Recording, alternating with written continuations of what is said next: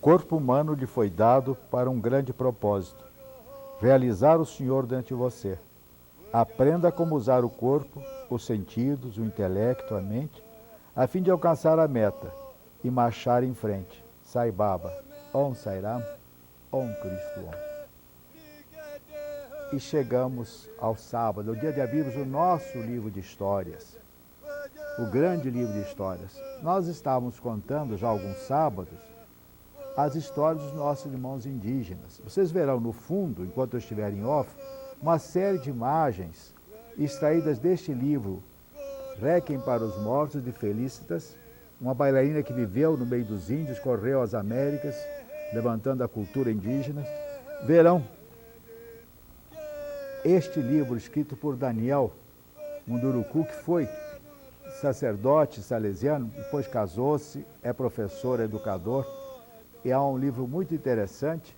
E leremos, mudando, hoje iríamos ler duas lendas, a lenda de como nasceu o fogo e as estrelas, mas preferimos pegar Em Terra dos Mil Povos, de um outro grande ser, Cacaverá Jacupé, que é um índio também, como Daniel, dois depoimentos interessantes. O de Cacaverá, que talvez tragamos aqui ao nosso programa, e de Daniel. Daniel foi salesiano, estudou, trabalhou com menor de rua, conheceu a sua esposa, casou-se na Catedral de Lorena, e ele tem um grande sonho. E é o sonho dele, que nós leremos. Ele é um índio, tem dois filhos muito bonitos, um casalzinho, e ouçamos então o sonho dele. Tenho alguns sonhos para o Brasil: fim da discriminação racial, religiosa, política. Porém, o que eu mais gostaria é que não houvesse mais discriminação social. Não queria que houvesse tão poucos ricos com mesa farta e tantos pobres sem mesa sequer. Se eu tivesse algum poder mágico, mudar essa situação seria o meu primeiro ato. Também daria uma atenção especial para os meus parentes índios, que muito têm sofrido com preconceito e desrespeito. Enfim, o meu terceiro ato seria dirigido às crianças do mundo inteiro. Faria com que todas as nações do mundo pusessem em prática os direitos universais da criança. Você os conhece? Não? Então corra até a biblioteca mais próxima e procure descobrir quais são. Depois, ensine-os para seus irmãos. Em seguida, junto com seus irmãos, reúna seus amigos e os amigos seus amigos e lhes diga quais são esses direitos. Depois, enfim, una-se a todos os adultos que amem as crianças e juntos gritem bem forte: eu tenho o direito de ser criança. Que belo sonho este de Daniel Munduruku. Mas ouçamos agora então de Cacaverá a memória cultural. Nós falamos dos avós e é importante que se ouça esta voz indígena que tem uma mensagem muito profunda. A memória cultural. A memória cultural se baseia no ensinamento oral da tradição, que é a forma original da educação nativa, que consiste em deixar o espírito fluir e se manifestar através da fala aquilo que foi passado pelo pai, pelo avô e pelo tataravô. E esta semana nós comemoramos o Dia dos Avós. A memória cultural também se dá através da grafia, desenho, a maneira de guardar a síntese do ensinamento, que consiste em escrever através de símbolos, traços, formas e deixar registrado no barro, no trançado de uma folha de palmeira transformada em cestaria, na parede e até no corpo, através de pinturas feitas com jenipapo e urucum. O narrador da história do povo indígena começa o ensinamento a partir da memória cultural do seu povo. E as raízes dessa memória cultural começam antes de o tempo existir. O tempo chegou depois dos ancestrais que semearam as tribos no ventre da Mãe Terra. Os ancestrais fundaram o mundo, a paisagem e de si mesmos fundaram a humanidade. Foi nesse momento que o tempo surgiu. Para o povo indígena, a origem da tribo humana está intimamente ligada à formação da Terra, assim como o tempo está intimamente ligado à formação da humanidade. O tempo organizou o espaço dos ancestrais, do homem, da paisagem das tribos. A formação da Terra está ligada ao coração do Sol, da Lua e das estrelas. Na consciência indígena, tais seres também fazem parte do grande conselho dos ancestrais, de maneira que pertencemos pela memória e pelo sangue também à parte descendente. Essa visão pode ser chamada de cosmologia nativa.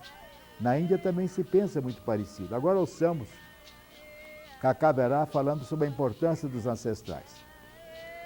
Antes de prosseguir, convém saber mais sobre o pensamento indígena baseado na síntese de sua memória cultural acerca de ancestrais, de fundação do mundo e de humanidade. Ancestrais são também conhecidos como trovões criadores ou anciães arco-íris ou pássaros guerreiros.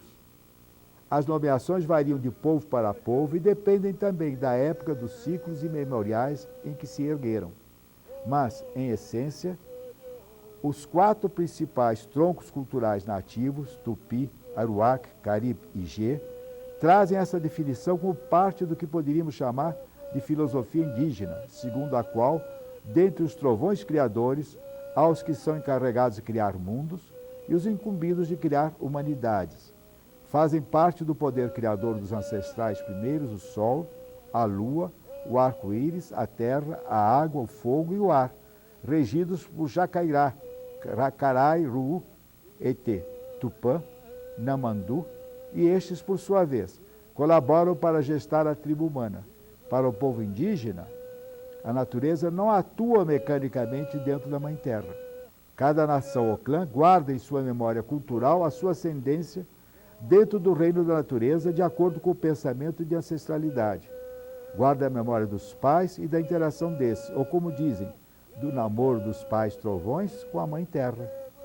Alguns exemplos. O povo Carajá mantém através da sua memória cultural o reconhecimento de que veio do espírito das águas, ou seja, para ingressar no reino humano passou pelas águas reconhecidas como um espírito mãe, a que ele denomina Aruanã. O povo Tupi-Guarani mantém em sua memória o reconhecimento de que foram gerados pelo sol e pela lua, quando estes habitaram a terra como homem lua e mulher sol. O povo Xavante pinta em seu rosto um girino para referenciar a origem humana a partir das águas, e pinta o seu corpo de vermelho e preto com traços que aludem à ancestralidade. Infelizmente, não podemos prosseguir com a leitura, o tempo é curto. Mas acredito que, se puderem, aí está Kakavirá, ler este livro de Kakavirá, A Terra dos Mil Povos, ou Histórias de Índio, ou Requiem para os Índios, ou o livro do Marechal Cândido Mariano da Silva Rondon, que estamos fechando agora, compreenderão bem o valor da nossa cultura. Compreenderão bem a nossa cultura. Mas um anjo bom está me dizendo que eu poderia acabar de ler mais um pouquinho do livro que nós já pegamos, os ancestrais. No passado era difícil compreender o conceito indígena de ancestralidade, mas hoje em dia, com o reconhecimento científico de que o ser humano passa por vários estágios e evolutivos até chegar ao homem, talvez seja mais fácil reconhecer esses pensamentos. Houve um tempo em que a tradição do sol e da lua foram quebradas, e o índio perdeu a consciência do sentido de suas ações e de suas partes antepassadas. Tupinambá e Tupi-Guarani, naquele momento havia no Brasil algumas civilizações nativas nomeadas Tapuia pelos Tupinambás. Mas o assunto é por demais fascinante. Busquem compreender as nossas raízes. Vejam esses livros, outros livros, Antologia de Índios, de lendas brasileiras, antologias que nos mostram que por trás de todos esses mitos, dessas lendas, existe uma fonte única, porque nós vamos encontrar as mesmas raízes na cultura céltica, na cultura grega, na cultura dos romanos, na cultura persa, na cultura hindu, na cultura de Mohenjo-Daro, aquela civilização misteriosa da Índia, enfim. A base é Deus, e Deus se manifesta através da sabedoria dos videntes, dos rishis, dos sábios. Isto é o que nós queremos deixar nesta hora final deste programa sobre lendas e mitos indígenas. O livro está fechado. Voltaremos a ele oportunamente, com outras lendas e outros mitos. Mas pedimos a todos que nos assistem que pesquisem a nossa cultura, que vivam a cultura do nosso país, a cultura do nosso planeta, e vejam a semelhança que existe. E se esqueçam daquelas aparentes de semelhanças, porque na realidade, como dizia Baba, o sangue que corre em nós é o mesmo sangue que corre na África, na Ásia, na Oceania, na Europa, não importa. O sangue irriga as cabeças de brancos, negros, amarelos, vermelhos, anima os corpos, mas o espírito que está em nós não tem cor, não tem fortuna externa, mas tem a grande riqueza interior, que nos unifica a todos neste planeta, que caminha para o encontro definitivo com o Criador de todos os Criadores, que se manifesta através de todas as culturas e nos diz: vós sois o que eu sou. Somos um nesta unidade que é amor, verdade e justiça. Om Sai Ram, Om Cristo.